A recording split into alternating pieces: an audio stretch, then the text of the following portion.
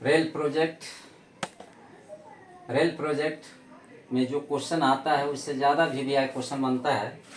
ये 12th class बच्चे लोग के लिए है और मैं कहूँगा कि जितना भी सेट आया है उसको मैं पूरा सॉल्यूशन कर दूंगा। रही बात देखिए रेल प्रोजेक्ट का, ये है सबसे पहले रेल, ट्रेन जिसे आप चलता है उसी को बोलते हैं, हिंदी भाषा में रेल बोलते हैं। लेकिन इसका अगर हम बोला जाए तो आर से मैं बोलता हूँ रेगुलर, ए से बोलते हैं असेसमेंट, 4 आई से बोलते हैं इम्प्रूव, एल से बोलते हैं लर्निंग। जितना भी जैक में क्वेश्चन अगर जो भी निर्माण होता है, जो भी बनता है, तो आपका नेट पर दे देता है और सारा क्वेश्चन आपको पढ़ना ही है। जैसे मैंने पिछले बार में मैंने पढ़ाया था कि सबसे पहले ई को हम क्या पढ़ते हैं, ई को बोलते हैं इलेक्ट्रोमोटिव फोर्स। और इसका to number of turns, number of turns का मतलब होता है कॉइल जैसा अगर बनता है ना, पंखा का भी हो चाहे किसी और भी का बड़ा बड़ा मतलब के ट्रांसफार्मर में जितना भी कॉइल बनता है तो लपेट रहता है, जितना लपेटा रहता है, एक तरफ कम लपेटा रहता है तो दूसरी तरफ ज़्यादा लपेटा रहता है। तो इसका काम क्या है देखिए, A equal to N into D phi by D T, इसको बोलते हैं Faraday's law of electromagnetic induction, ये फार्मूला है। अब फिर क्या, अगर जहाँ माइनस लेंगे मतलब जहाँ फ्लक्स, जहाँ इलेक्ट्रोमोटिव फोर्स जहाँ उत्पन्न करता है उसी का जहाँ विरोध करता है उसको बोलते हैं लेंज लॉ। कभी क्वेश्चन पूछता है कि लेंज लॉ को भी और क्या बोला जाता है, तो कंजर्वेशन ऑफ एनर्जी भी बोला जाता है। क्या क्या मैंने बोला, E equal to minus A N, N को बोलते हैं number of turns, D phi by D T, phi को बोलते हैं फ्लक्स। फ्लक्स का मतलब गुदगुदी, इसी से ये करंट उत्पन्न होता है। ये देख रहे हैं ना, लेंज लॉ बोलते हैं। लेंज लॉ को हम कैसे पहचानेंगे, तो माइनस से इंडिकेट करते हैं। इसको बोलते हैं दूसरा नाम कंजर्वेशन ऑफ एनर्जी। फाई बराबर इसको मैं बोलता हूँ फ्लक्स, बी को बोलते हैं मैग्नेटिक फील्ड, ए को बोलते हैं area, F equal to B Q भी को बोलते हैं वेलोसिटी। ये फार्मूला है। अब देखिए इसको भी मैंने आप लोग को भी मैंने बताया था, इसको मैंने भी प्रूव किया है। I equal to R M S equal to I nought divide by √2। I nought को बोलते हैं पीक वैल्यू ऑफ करंट बोलते हैं। अगर देखिए प्योर कैपेसिटेंस, जहाँ प्योर वर्ड लिखा रहेगा ना तो उसका वैल्यू 0 होता है। और पावर फैक्टर वेरीज बिटवीन, जब भी होता है ना 0 to 1 होता है। पावर फैक्टर वेरीज का मतलब पावर, जैसे अगर चेंज होता है 0 से 1 तक होता है। अब देखिए एडी करंट में, एडी करंट का अर्थ होता है भंवर धारा। एडी करंट मीन्स होता है भंवर धारा। भंवर धारा का जब भी अगर हम बात करेंगे किस में होता है, ट्रांसफार्मर भी होता है, इंडक्टेंस फर्नास में होता है, फर्नास का अर्थ होता है भट्टी होता है, और स्पीडोमीटर में भी होता है।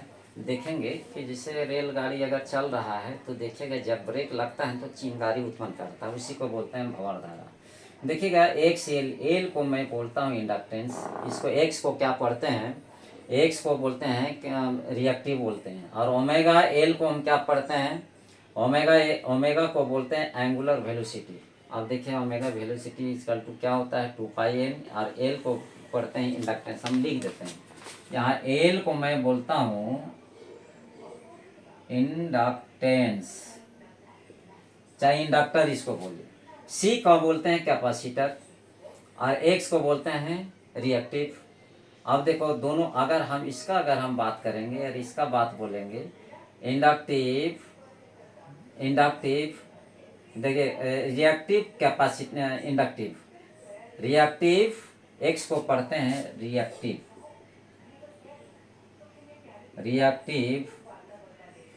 और एल को क्या पढ़ते हैं इंडक्टेंस, चाहे इंडक्टिव, इसको बोलते हैं इंडक्टिव रिएक्टिव इंडक्टेंस। इसका जब भी होता है इसका एसआई यूनिट ओम होता है।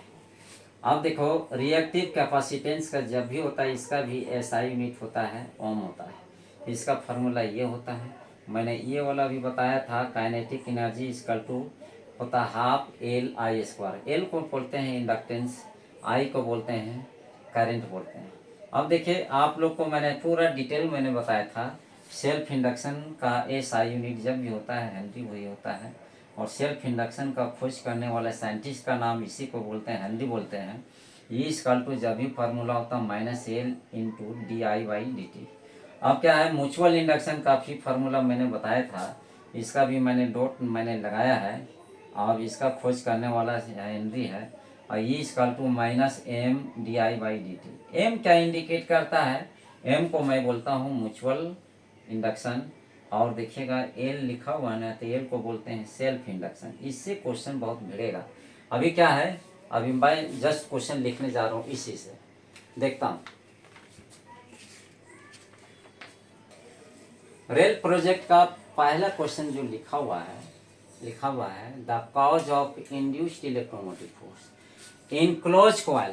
क्लोज कॉइल में चेंज होता है, तो क्या चेंज होता है? फ्लक्स चेंज होता है हमेशा। देखिए क्लोज लिखा हुआ है, क्लोज कॉइल में जब भी होता है चेंज होता है। और यहाँ बोल रहा है इंड्यूस्ड इलेक्ट्रोमोटिव फोर्स। तो इंड्यूस्ड इलेक्ट्रोमोटिव फोर्स में आपको मैंने बताया था, दो चीज़ से मैंने बताया था। ई इक्वल टू क्या होता है मालूम है? E equal to minus L D phi by D. एक और चीज़ मैंने बताया था, इसको minus M D phi by D T होता है।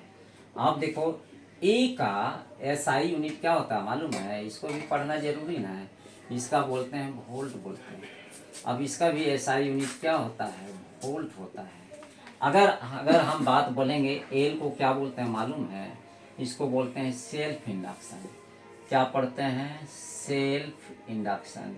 तो सेल्फ इंडक्शन का खोज करने वाला साइंटिस्ट का नाम क्या है? हेनरी भी होता है। इसी को एसआई यूनिट में इसी का नाम पर रखा गया है।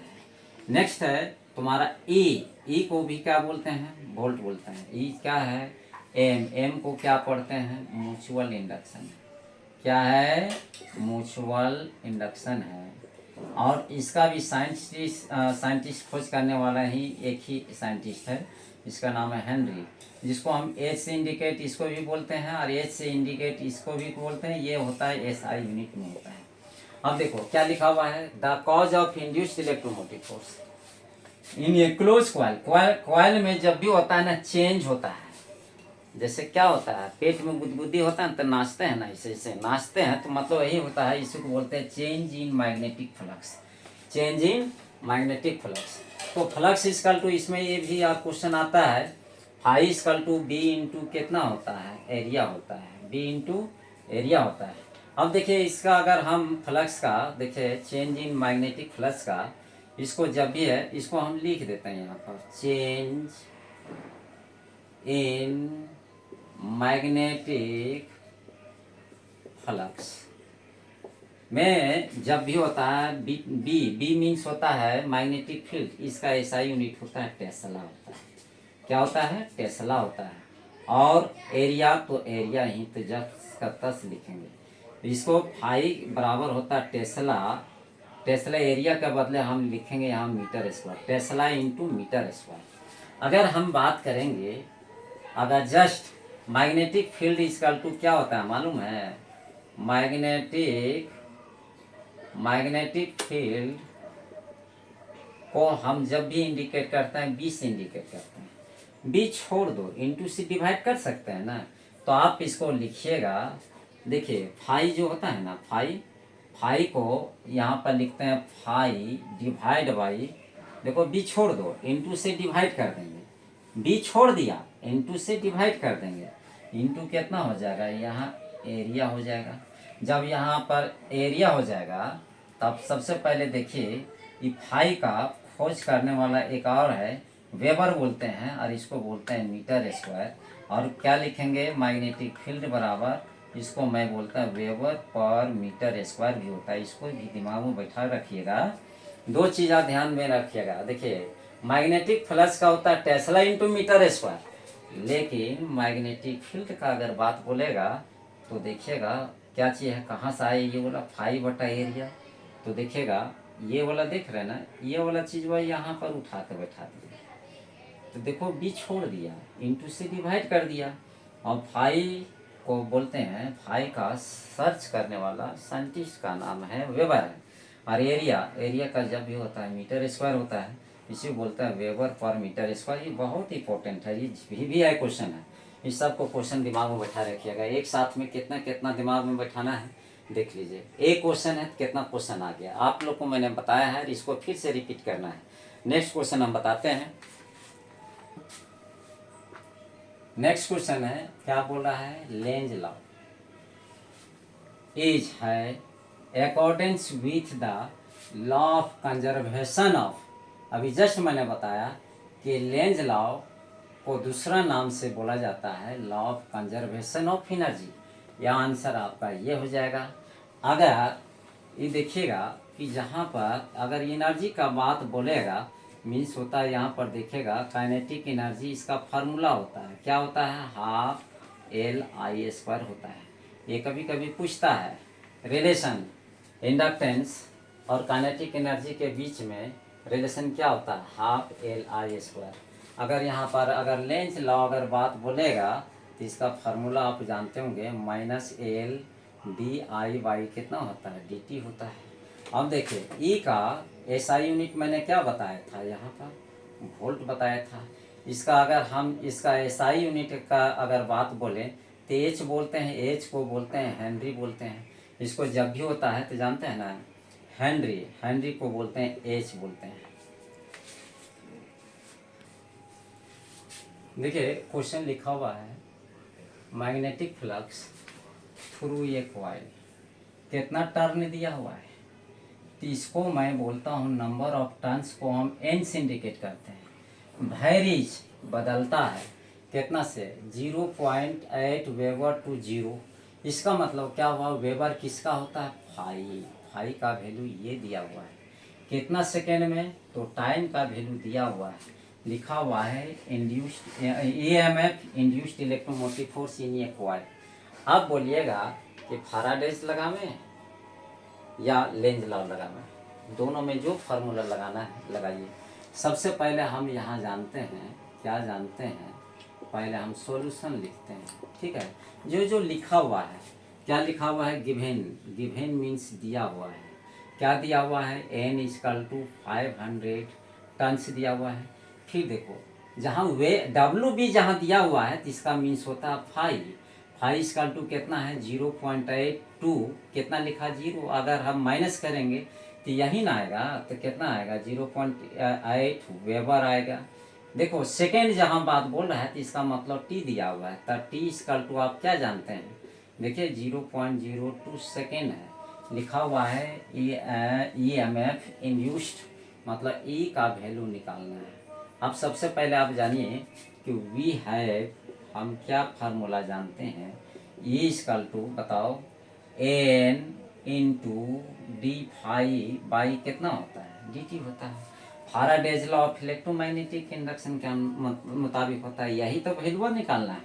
क्या लिखेंगे, एन तो एन का वैल्यू बैठा दो, 500 × d∅, देखिए d∅ की जगह यही लिखना है 0.8, और dt की जगह यही बैठाना है 0.02 लिखा हुआ है। क्या करना है, इसको देखो, इसको अगर हम चेंज करेंगे तो ऊपर में भी 1, ऊपर भी 1, अगर हम चेंज करेंगे तो जस का तस यही आ रहा है। देखिए 1 2 दो अंक पहले, इसको अगर हम हटाएंगे तो ऊपर में 2 0 बैठेगा, एक अंक पहले है तो यहाँ पर 0 ऐसे बैठाएंगे। अब देखो कटने लायक है तो 2 चौका 8 हो जाएगा, इससे शून्य शून्य कैंसिल हो गया। E = कितना आएगा, यहाँ देखो 500 × 4 × 10। अब क्या करना है, ई तो मैंने लिख लिया, अब ऐसा करते हैं 500 का 20 हो गया। अब एक शून्य है यहाँ, 500 का 20 मैंने गुना कर दिया, 2 शून्य, ये 2 शून्य और 1 शून्य, 3 शून्य इधर जोड़ दिया। अब क्या करना है, देखिए यहाँ पर इसका SI यूनिट होता है मात्र वोल्ट। आपका आंसर यहाँ हो गया। अब बोलिएगा कि ये वाला आंसर बस सर यहाँ तो मिला नहीं, बोलिएगा ना कि ये आंसर मिला नहीं। ई का SI यूनिट होता है वोल्ट, होता है इलेक्ट्रोमोटिव फोर्स का। अब मिला के देखो, हम यहाँ पर ई तो मैंने लिख लिया, फिर कितना लिखा है 20,000 वोल्ट, तो मैंने यही चीज़ उतार लिया, कोई चेंज मैंने नहीं किया है। अब क्या चेंज करने जा रहे हैं, देखो ई 20 है ना, तो यहाँ देखो 20 यहाँ तो मिल रहा है, यहाँ पर क्या चाहिए 15 है, और यहाँ 25 है, और यहाँ 12 है। क्या करना है, 20 तो उतार लो, और 3 शून्य है ना, 3 शून्य के बदले होता है किलो, तो यहाँ किलो और यहाँ क्या लिखना है, वोल्ट। यही आंसर हुआ, आंसर आपका आंसर ये हो जाएगा। अभी जितना मैंने टॉपिक बताया जितना मैंने टॉपिक बताया है सबसे पहले उसको रिपीट करना है। बहुत क्वेश्चन उसमें बता दिया है। नेक्स्ट एपिसोड में मैं बताऊंगा आपका नेक्स्ट 3 के बाद 4 क्वेश्चन हम बताएंगे और कल हम फिर वीडियो इसको हम डालेंगे। और जितने भी बच्चे लोग पढ़ रहे हैं मन से लगा के पढ़िए, एग्ज़ाम है बहुत करीब है। मैं आप लोग से मैं यही रिक्वेस्ट करूंगा कि वीडियो को बढ़िया से देखिए और सब्सक्राइब कीजिए, दोस्तों लोग के बीच में डिस्ट्रीब्यूट कीजिए और हमें उत्साहित कीजिए। आप लोग भी उत्साहित रहिए। जय हिंद, जय भारत।